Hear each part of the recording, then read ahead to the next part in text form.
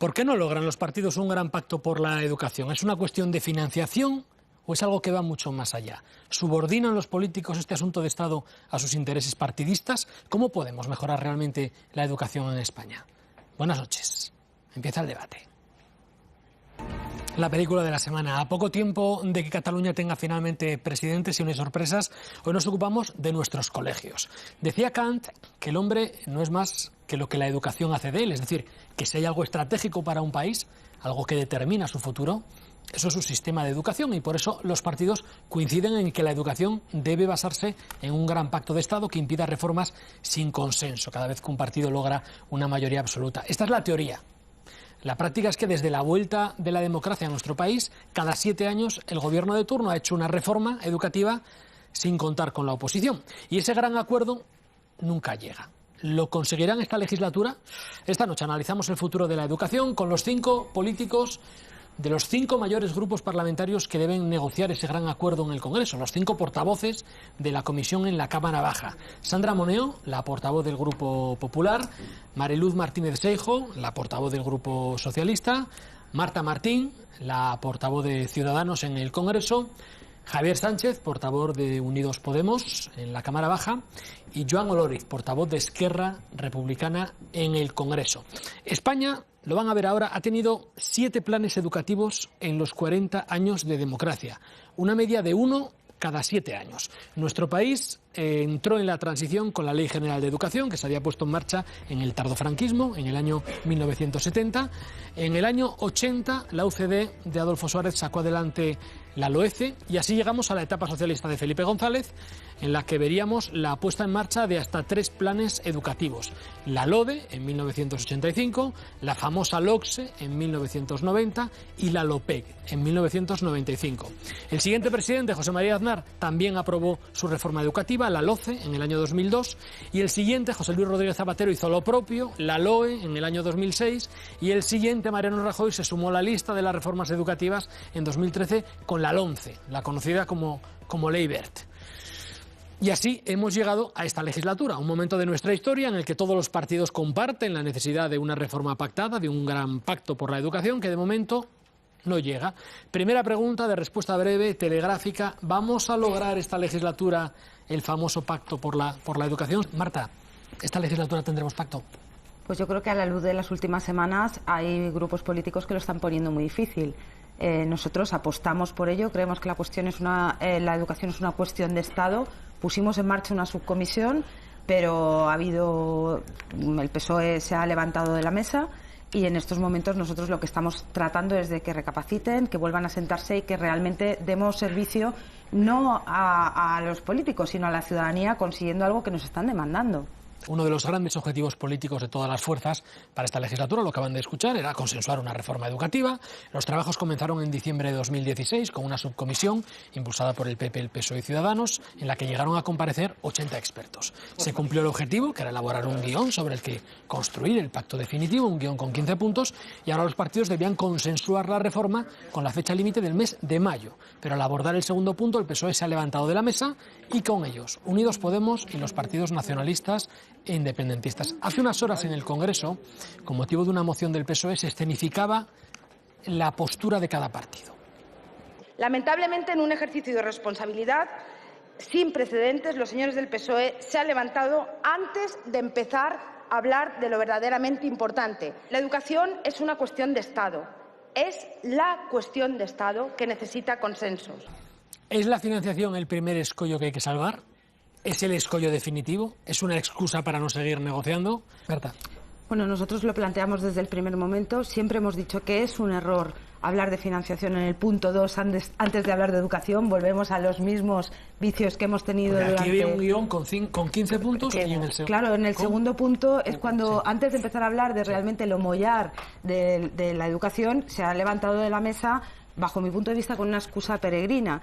Nosotros siempre hemos dicho que el tema de la financiación había que abordarlo en el último punto con una memoria económica, y obviamente quiero dejar muy claro que Ciudadanos plantea que no puede haber un pacto educativo sin inversión suficiente y sin un compromiso del Gobierno en ese momento, pero creemos que es un gravísimo error el planteamiento que hace tanto el Partido Socialista como Podemos de vincular la financiación, primero sin tener medidas, y segundo, de vincular la financiación al PIB. Precisamente ha sido la vinculación de la financiación al PIB lo que ha provocado que cuando ha habido una recesión económica se hayan producido grandes recortes en la educación. Nosotros hemos planteado desde el primer momento que de lo que hay que hablar es de la inversión por puesto escolar. Hemos planteado que hay que hacer un incremento sustancial, que ahora diré las cifras, pero también hemos planteado que ahora mismo para el punto 2 estamos hablando de suelo de gasto. Nosotros plantearemos problemas o nos pelearemos con el Partido Popular cuando en el punto 14 hablemos de la memoria económica y hablemos del techo de gasto. Y en este sentido simplemente decir que me hace mucha gracia que no vamos a llegar a un pacto si el Partido Socialista y Podemos hablan de mantras y de cuestiones, cuando, por ejemplo, en Andalucía nosotros hemos revisado y no se llega al 5% del PIB que están reclamando, que lo pongan en marcha. Ellos no se llega. ¿Cuánto debe invertir un país en educación? ¿Qué tanto por ciento de su PIB? ¿Es el PIB lo que debe determinar el gasto? Saben ustedes que las competencias de educación están transferidas en nuestro país a las comunidades. Van a ver el gasto público por alumno de centros públicos antes de llegar a la universidad. En España gastamos de media 5.170 euros por estudiante al año. Varios factores provocan que ese gasto difiera en función de la comunidad. Desde la de Madrid, donde el gasto por alumno al año es de 4.400 euros, hasta la del País Vasco, donde se dobla ese gasto por alumno, que roza los 8.980 euros. Marta. Bueno, yo creo que has preguntado cómo hay que financiar la educación. Sí. Yo creo que lo primero es calcular la inversión por puesto escolar, hacer un montante total y blindar esa cantidad para que con independencia del ciclo económico quede garantizada que no se va a bajar de la inversión así. En este sentido, yo también lo que quiero decir es que el tema del PIB no es que no se pueda utilizar el PIB, Javier. Es que lo que primero hay que hacer es calcular el coste por puesto escolar, calcular el montante de lo que suponen las reformas y después, perdona, yo te dejo hablar, y después traducir esa cantidad a PIB o a lo que uno quiera. Quiero decir también que Ciudadanos, en el planteamiento económico, que ya partimos de hablar siempre de inversión por puesto escolar, dijimos que había que llegar a una media de la Unión Europea, de la OCDE y de la Unión Europea, pero también hay que corregir lo que ha salido aquí, que es las diferencias entre comunidades autónomas. O sea, lo que no puede ser es que un niño, por nacer en el País Vasco, por nacer en Extremadura, tenga una inversión de más del doble en el puesto escolar. Por tanto, es una cuestión importantísima el tema de blindar la cantidad y hacerlo con una visión de no generar desigualdades. Y a ellos les pido una ronda rápida, ¿no? Porque ese MIR nacional que propone el Gobierno, ¿esa puede ser parte de la solución a los problemas del profesorado? Marta. Bueno, yo creo que el MIR educativo es una propuesta no del Gobierno. Nosotros firmamos el pacto con el Partido Popular y le exigimos al ministro que lo pusiera en marcha. Y creo que también que es muy importante no confundir las churras con las merinas. No tiene nada que ver el problema de los interinos, que es un problema a solucionar, con una propuesta que tiene que ver con la formación docente. El MIR educativo ni va a hacer contratos en prácticas, ni va a hacer profesorado low cost, tiene que ver con cómo adquirir la capacitación para poder dar clase. Y en eso nosotros planteamos, como ha planteado también la compañera del Partido Popular, que tiene que haber un proceso de selección antes de entrar en la universidad, captando a aquellas personas que tengan las mejores capacidades y no solo conocimientos iniciales por la EBAU. En segundo lugar, hay que reformar los planes de estudio de las facultades. En tercer lugar, apostamos por un examen nacional que luego lleve a un proceso de formación práctica y de inducción tutelada, y una vez pasadas todas esas fases, la persona tendrá la capacitación para poderse ir a la escuela privada, a la escuela concertada o para presentarse a unas oposiciones, por supuesto que no, y se la saca ponerse a trabajar en un colegio público, pero no tiene nada que ver el proceso de formación con el proceso de trabajo, que nosotros también creemos que es importante dar solución con la carrera profesional. Mucho que ver, la formación continua.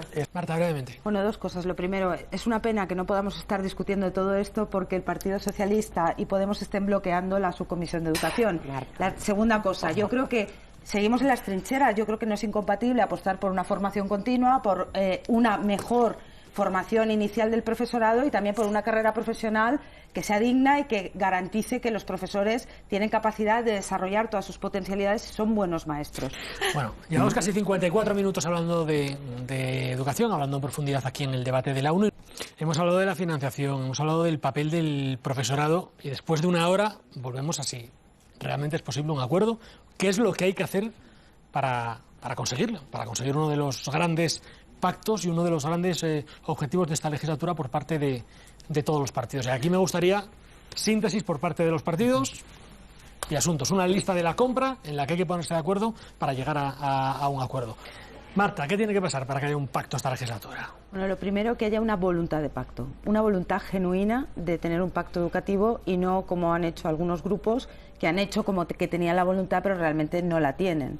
En segundo lugar, si los grupos políticos no se atrincheran, especialmente los grupos políticos que llevan 40 años gobernando y salen de sus trincheras y tratan de llegar a acuerdos. En tercer lugar, si se entiende que la educación no es de nadie, que no es de ningún grupo político. La educación es de todos. La educación es una cuestión de Estado que requiere de espacios de diálogo, de consenso y de una voluntad genuina del servicio público. En tercer lugar, habrá pacto si se deja de mirar al pasado, si se deja de hablar de Wert, si se deja de hablar de Zapatero, si se deja de hablar de lo que ha pasado y se mira al futuro y se habla de lo que realmente importa, que es los niños y las nuevas generaciones. Y la educación, habrá un pacto si realmente los partidos que bloquean deciden desbloquear y deciden ponerse a trabajar, a negociar y a tratar de llegar a acuerdos. Hay dos datos que se han comentado a lo largo del programa. Vamos a intentar visualizarlo, ¿no? Porque una de las claves para mejorar el sistema de educación es la selección de los profesores, lógicamente. Otra puede ser la de los alumnos, su itinerario en función de sus capacidades o de sus expectativas de futuro, ¿no?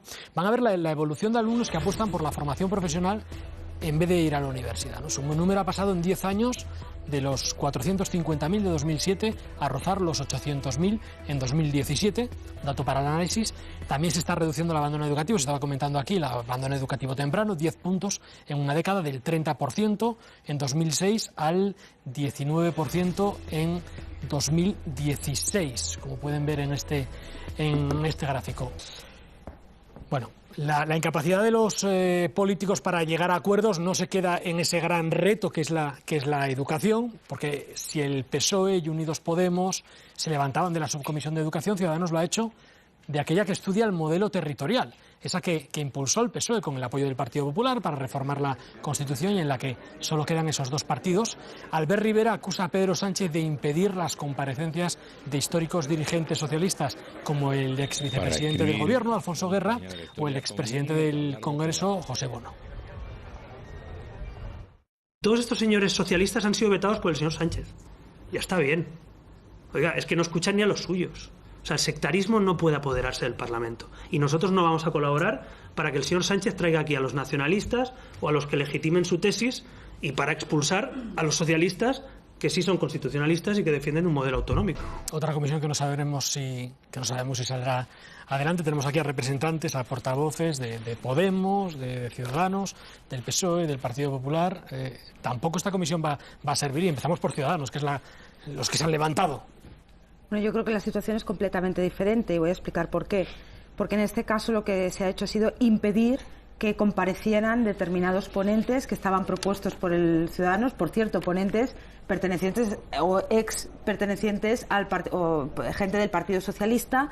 Y esto es como si yo en la Comisión de Educación, donde cada grupo político ha podido traer y proponer a los ponentes que ellos consideraran, hubiera decidido que no quería escuchar a gente que no estuviera alineada 100% con lo que yo planteaba. Me parece que ya la comisión empezó siendo la Comisión de la Nación de Naciones, la Comisión de Sánchez. Ya advertimos que eso tenía muy mala pinta porque estaba hecha para legitimar un modelo de un líder político, y nosotros, hay una diferencia entre el PSOE y Podemos y los que se han levantado, es que nosotros no vamos a bloquearla, nosotros nos iremos renunciando a estar en ella, que es lo que hay que hacer cuando uno se va de una comisión, porque hay que recordar que el Partido Socialista, Podemos y todos los que han dicho que se han ido de la comisión, de facto no es verdad. De educación no se ha levantado nadie porque nadie ha presentado el registro, que es como se tiene que ir uno, y por tanto están bloqueando el que podamos trabajar.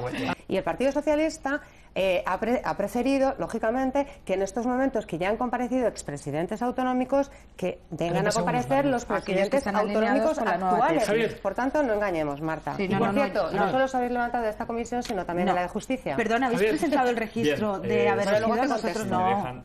Bueno, yo creo que la educación es el futuro y Ciudadanos no renuncia al futuro, no renuncia a seguir trabajando por la educación.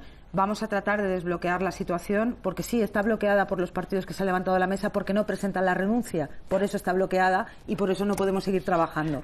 Y vamos a intentar también reconducir y pedir a la cordura, llamar a la cordura tanto al Partido Socialista como al resto de fuerzas políticas, intentando poner soluciones encima de la mesa como la que hemos hecho con una propuesta de desbloqueo, con la propuesta económica de Gabilondo que el Partido Popular ha aceptado. Por tanto, hay soluciones, hay esperanza. Estábamos con lo de la Comisión Territorial. Una cosa más, estamos ya cerrando las persianas, pero tenemos que referirnos a Cataluña porque el presidente del Parlamento, Roger Torrent, ha convocado mañana a las 5 de la tarde el pleno de investidura del nuevo presidente de la Generalitat, después de mantener una ronda de contactos telefónica con los grupos políticos.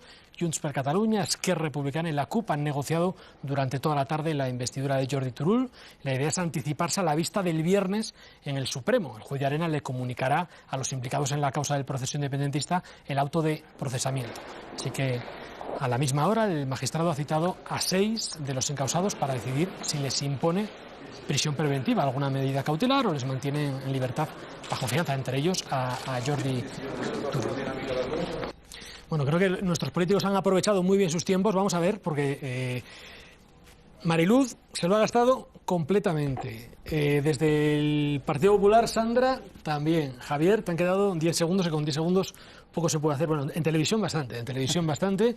Marta también te ha quedado un segundo. Te ha quedado más a ti, Joan, 1 minuto 40, aunque te lo envolvemos para el próximo día. Estamos en el último minuto y sí me gustaría preguntaros, con una respuesta de 5 segundos, si vosotros os esperabais este proceso, os esperabais a este candidato, os esperabais que fuese tan apresurado todo, tal vez evitando algún paso del Supremo. Marta. Bueno, nosotros ya nos esperamos todo de lo que puede pasar en Cataluña. Realmente se está utilizando el Parlamento de Cataluña como un cortijo y creemos que esto va en la misma línea. Efectivamente no pinta bien, pero hay que esperar. Pues en Televisión Española les seguiremos contando todo lo que suceda mañana en el Parlamento y el próximo miércoles lo analizaremos en el debate de la 1. Gracias a todos. Hasta aquí este espacio de reflexión que intenta entender la realidad con algo más que un par de titulares. Hemos escuchado la voz de 11 de las personas que más saben sobre los asuntos de actualidad política que hemos abordado, en especial el pacto educativo. Queda, como siempre, la voz más importante, la suya. Gracias por su atención y buenas noches.